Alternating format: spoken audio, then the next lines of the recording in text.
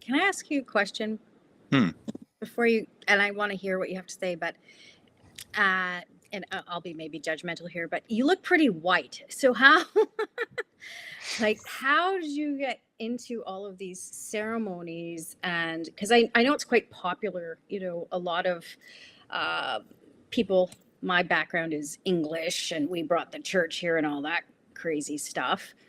And I think we took advantage. And now I think a lot of people from my heritage are looking towards reestablishing or trying to learn those types of things. So I'm just wondering, like, how did you get there? Like, what? Well, I've been doing. I went to my first sweat 30 years ago in Calgary, in Sarcee, just outside of Calgary, and it was a friend of mine. He was half native and half black, and he had some connections, and again that spiritual seeking thing. And somebody asked me this on a post on Facebook. How did you get involved? And I said, well, I prayed. I asked for. I was interested, and I grew up in Cold Lake. I was born in Cold Lake, right next to on the base, right next to the reserve. And my best friend growing up there was native, and we would go off in the bush and play, cowboys and Indians. But we were the Indians, and we were attacking the cowboys, right?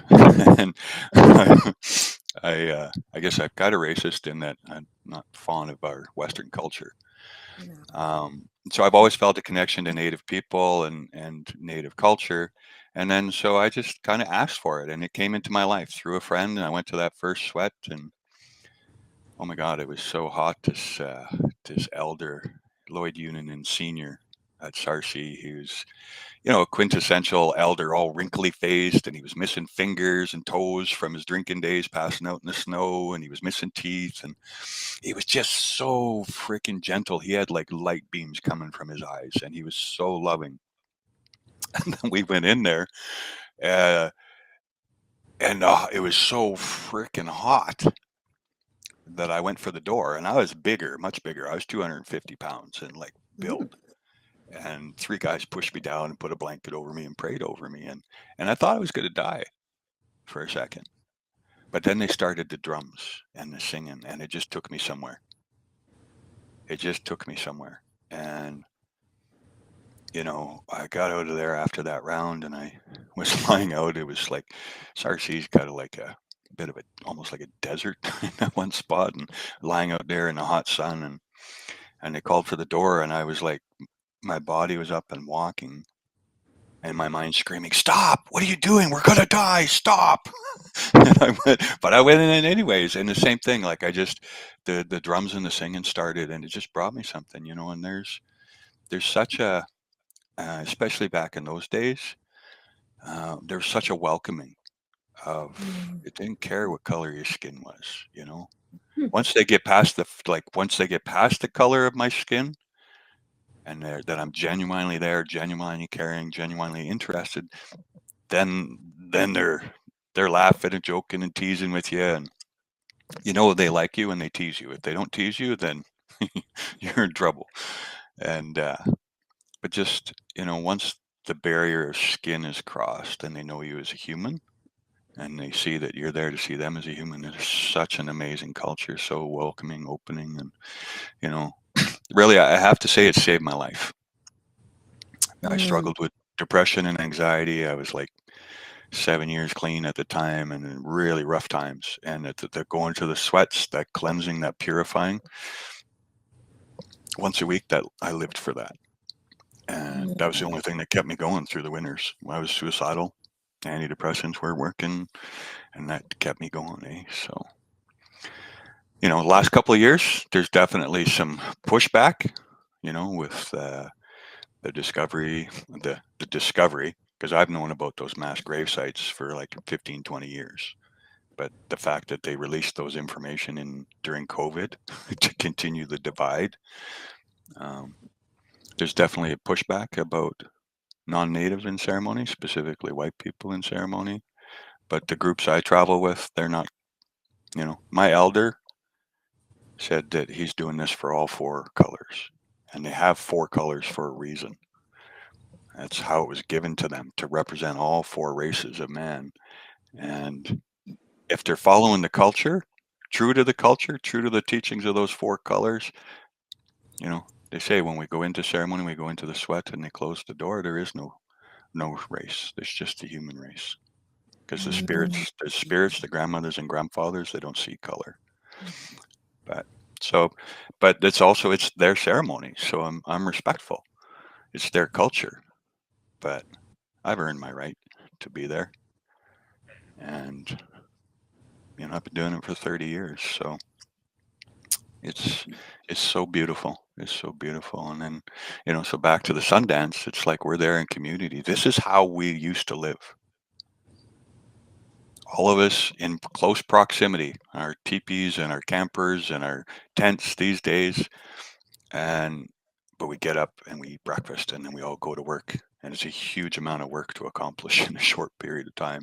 And then the ceremony happens. So, and that's really long hours and long days, but it's for the people. And so it's that sense of connection. So when we leave that, it's really depressing to come back to our Mm. neighborhoods, come back to our homes where we're not connected to the people around us and the greater society. Everybody's busy like little ants and bees, and yeah. Yeah. So Yeah, I'd love to hear more about that sweat there later, Chris. And I'd like to circle it back to Tracy and hear about you, Tracy, of your background, why you're here, what does get resource mean, and I'd love to more explore more of that about the sweat. Like you have it in your front yawn, right? Like I'd like to expand more on that. So I Tracy. just wanted to say hi to Maria. She said hi. So hi. So yeah, I'm Tracy. I'm Chris's partner, partner. Um, I am Cree, Cree and Czechoslovakian. So yeah, my grandmother came here illegally on a boat. Um, so they homesteaded up in McLennan. I wasn't raised with the native culture, um, but felt like I longed for it. But growing up in the north side of Edmonton, there was a lot of racism there, and Native people, we would get spit on and we would get beat up, and yeah, it was pretty scary. So I got to hide behind my blue eyes and not be the native one, like um. Mm. So once I was in like junior high or so, and I started to be a little bit more open up and more, standing my ground that I am native. And then went to a sacred circle group where I started to learn some of my culture. I held a lot of resentment towards my mom because she's the Cree and she didn't teach us, but also then now as an adult understanding why, right, with all the racism and whatnot. So Mm. I was pretty much growed up Ukrainian. Um, and then in the last few years, I'd say maybe 10 years or so, I've been really, really sourcing out who I am and trying to live true to myself. Uh, having to hide pretty much all my life the native culture, even trying to teach my boys that, but they're very pale skinned themselves. And they're like, yeah, well, mom, we celebrate Thanksgiving and we do Ukrainian food. So I think we're pretty much Ukrainian too. So it was kind of hard to adjust to all that life. Um, so like I said, in like the last 10 years or so, really sourcing out who I was and my culture. And so it just resonates with me a heck of a lot more than Ukrainian, than Czechoslovakian did, right? Um, I would love to live back with the earth where, we were outside most of the time, always hunting, uh, community. We relied on each other, you Mm-hmm. know, um, upon discovering and sitting here looking back and really trying to go in with myself, I realized how the society nowadays really, really takes a hold of us. What we learn in school, and especially during COVID with, being very, I guess, selfish and on your own, and you just take it and hide it and hoard it. And It's yours. Trying to break out of all that is kind of, it's been a struggle because I know it's not just me. I know I have that empathy to share. It's the rest of the people that don't. And so, yeah. And, with the culture now, smudging, sweating, it's in my blood. That's who I am. So it resonates. My biggest struggle, I'm 18 months sober. So, from the outside looking in, it's only 18 months, but the first year was simple. It was easy. It was like, I'm stubborn. I got this. It's not a problem. It was after that. Now that I'm starting to figure out who I am, I don't have those people in my life anymore. Trying to find new family, new community. I live out in the country, so you see a truck drive by every once in a while. It's like, hey, whoa, who's that? Who's that? Whoa. It's friend. So it's challenging at times. You become very lonely, and I've always been a very extroverted person, and so to move out here, it was fine. I had my 3 children, but now they're all grown up and they're all moved out, and Chris and I are home, and it's like, he's very great company. He really genuinely is. He's keeps me occupied, but there's still that longing for that community. I really, really miss that. And like he was talking about Sundance, you're with family for 10 days. You're with complete strangers who all of a sudden you know everything about them almost in those 10 days. You sweat with them and you feel them. You can empathize with them. You have so much bonding. You have so much togetherness for those days. And then, last year, I think it was not this past year, but the year before, I went to my very first Sundance ever. And 4 days sober, camping. I just went because I thought it was just cooking in a kitchen. I had no idea I was going to a Sundance. I honestly did not know. Yeah. So the day before, my sister's like, oh, by the way, you got to wear a skirt all the time. And I'm like, tomboy. I'm like, yeah, no, that ain't happening. Like, I'll just give you my stuff and I'm just going to go home.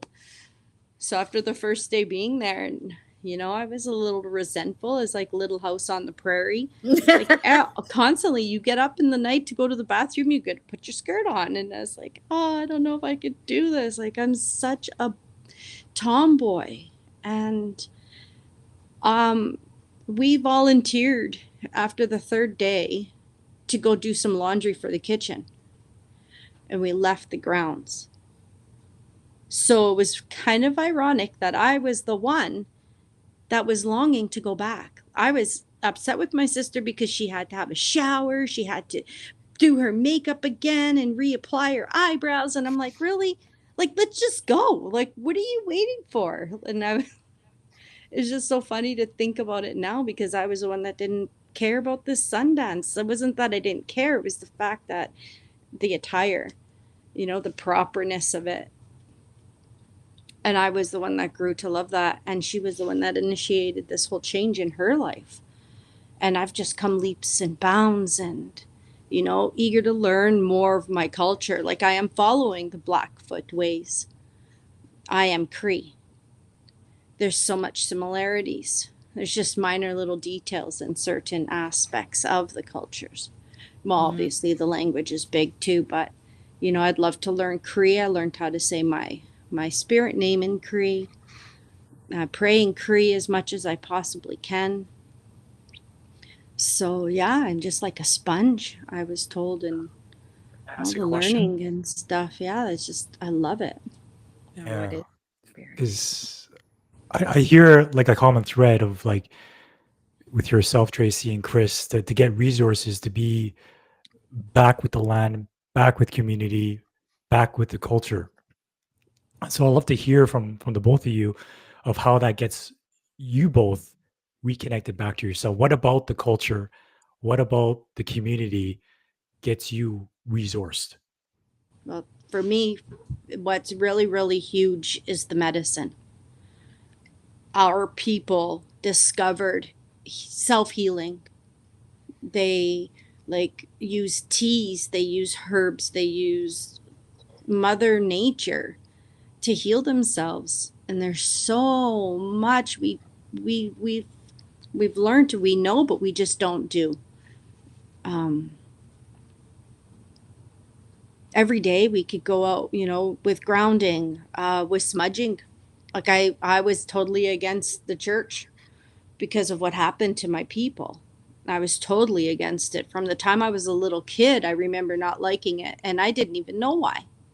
But it was instilled in me as a young child that, we just weren't religious, first of all, but I didn't realize the really backstory about it, what happened to them.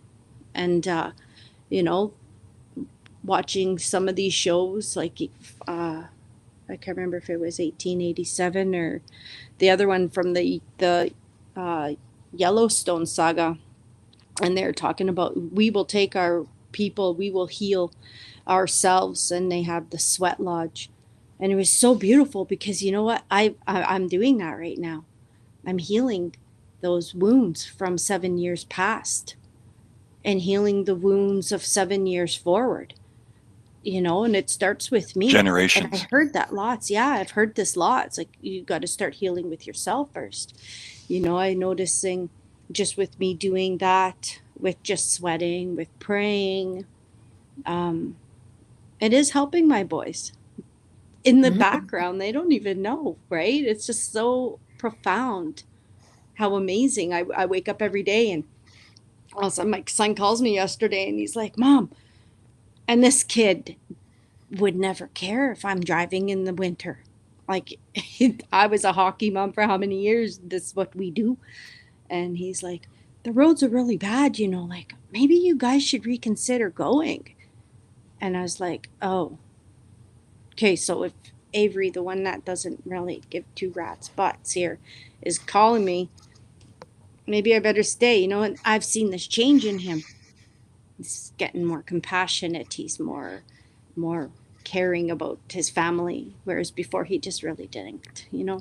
So these little prayers behind the scenes are helping my change. My sons don't participate in alcohol abuse as much as they used to. My son would wake up night and day, my youngest boy, and I get it. It's grief. His dad was taken from him 8 years ago, going to be 9 years ago. And he has struggled with alcoholism so bad. And just this, by the change starting with me, praying for him and sweating for him, and, it's helped. So yeah, I just love it. I wouldn't change this change for the world at all. I'd be curious Such a to know. powerful point, Tracy, about like, I just need to be responsible for myself and what I bring to the relationship. Like, if I change, then yeah, so do everything around me and that I touch because of how I interact with that. Mm-hmm. Yeah. Yeah. That's a beautiful lesson. Thank you, Mhm. Tracy. And Chris, how about you? Like, what about as you mentioned, like you're when you're growing up, you're like, no, I want to be the Indian versus the cowboys, right? Like, and you were more connected to that culture rather than the culture of where your lineage was. So I'd love to hear what pulls you to that. What, as Tracy mentioned, the self healing. Like, what about that gets you reconnected back to yourself?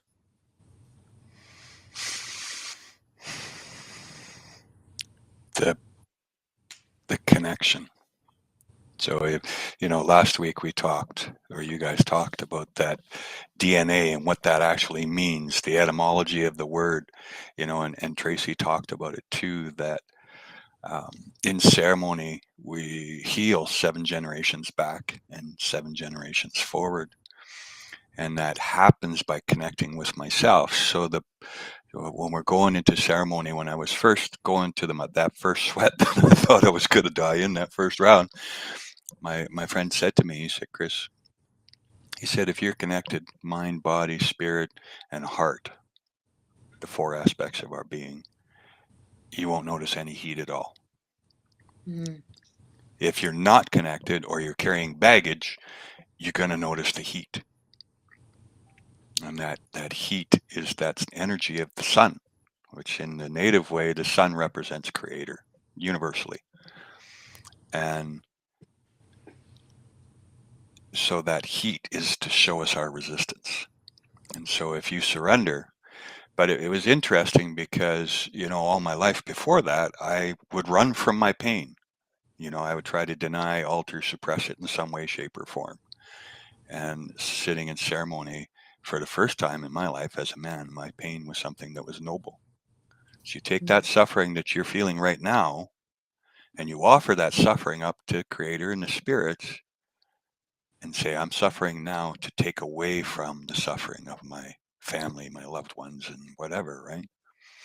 And so there's that connection to pain with a purpose. And so I would sit up in that heat, and you learn to relax into it. You learn to surrender.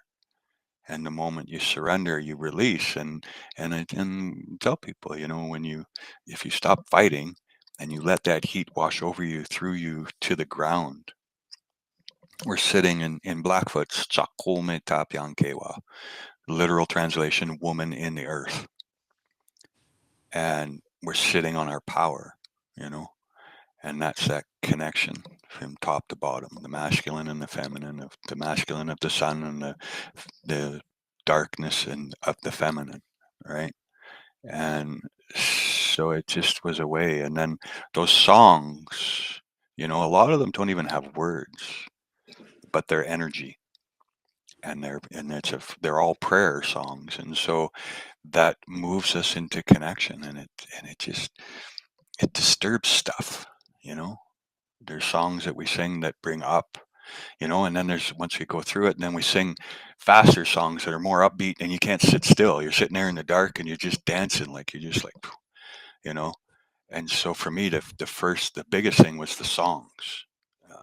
When I started to learn the songs, and I couldn't drum and sing at the same time.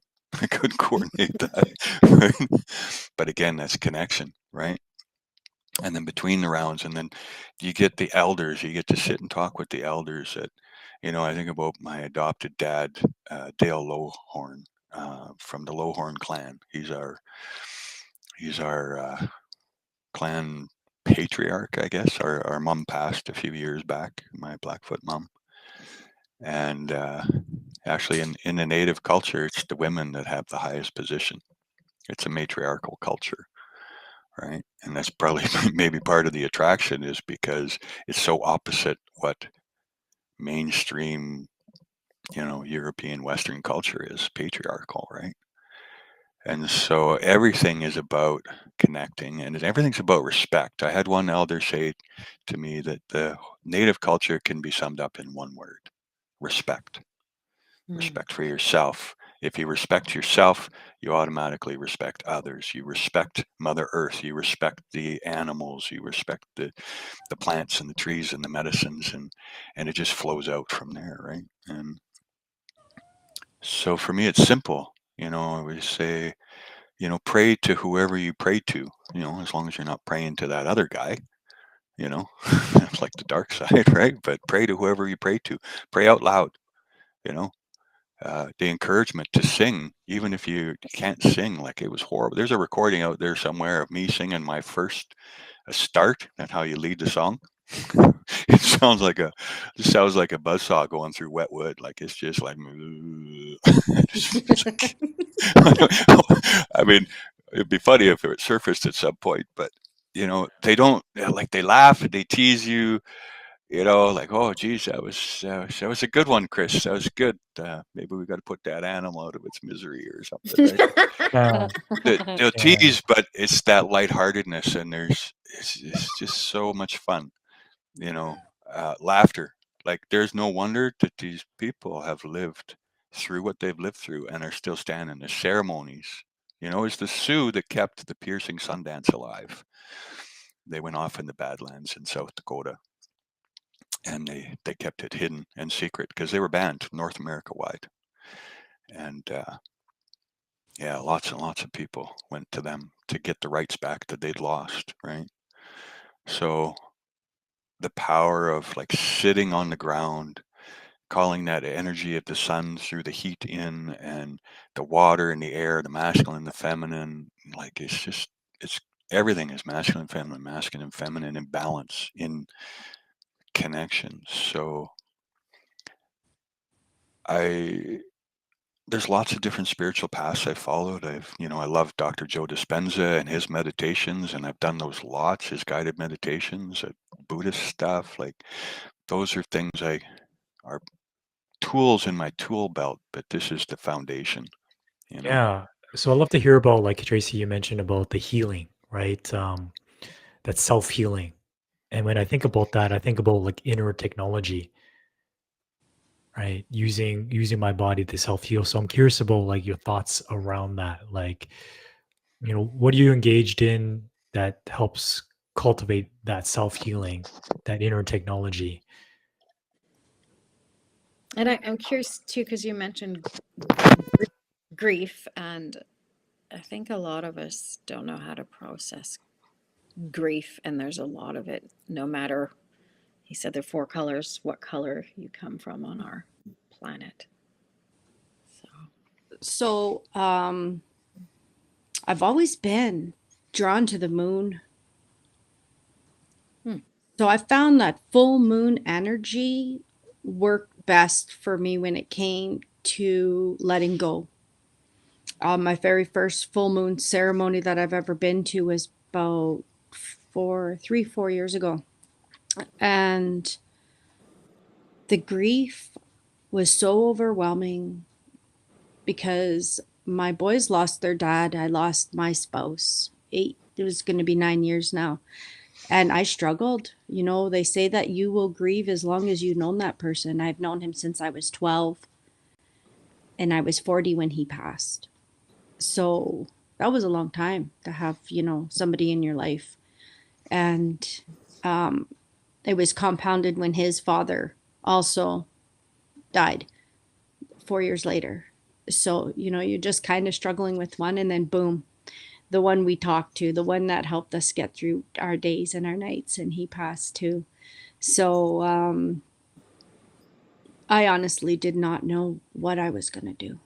And if it wasn't for my boys needing mom, even though they were all adults except for the youngest one, he was 15, I really didn't care because I just was self-medicating so much.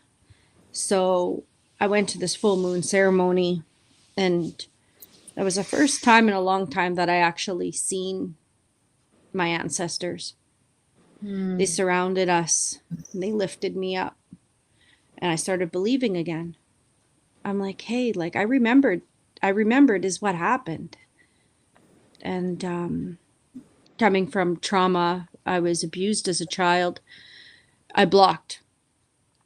I built a big brick wall around myself. So I was told, and I needed to take those bricks down one by one every day. Well, I remembered that I used to see like ghosts, and I didn't want to see them anymore. So I stopped. I was like, hey, I can't do this no more. I don't want to do this no more. It was scary stuff. So I surrounded myself with people that vibrated. They talked about, like, some people would call it woo woo stuff, and I was like, hey, I like that. And so when I went to this full moon ceremony, one of the things was write down all the things that you've done that you're not very proud of. A piece of paper, and throw it into the fire. Call upon your ancestors to help with healing. And I did it. I thought, okay, what's the worst that's going to happen here? And so it was my favorite moon too. It was the harvest full moon. So that helped a lot. The sweat lodge, like Chris was talking about, when we first go into sweat lodges, your first time you're like, oh, this is going to be so hot, and you're panicked. You're already hyping yourself up for failure. But when you sit in there and you start thinking about what they're telling you, connect yourself, you don't have time to focus on the heat. And then once the drumming starts and the singing starts, you're so blown away by the magic of it all. Like, I can't even call it magic. It's just so uplifting that you don't even think of the heat. Like, I don't think I've ever laid down in one of those sweat lodges after my very first one there. After that, because you just have so much to think about, so much prayer and so much what you're grateful for. And so I've heard lots. Be grateful, say it out loud. I was called ungrateful for 4 years. I was in an abusive relationship.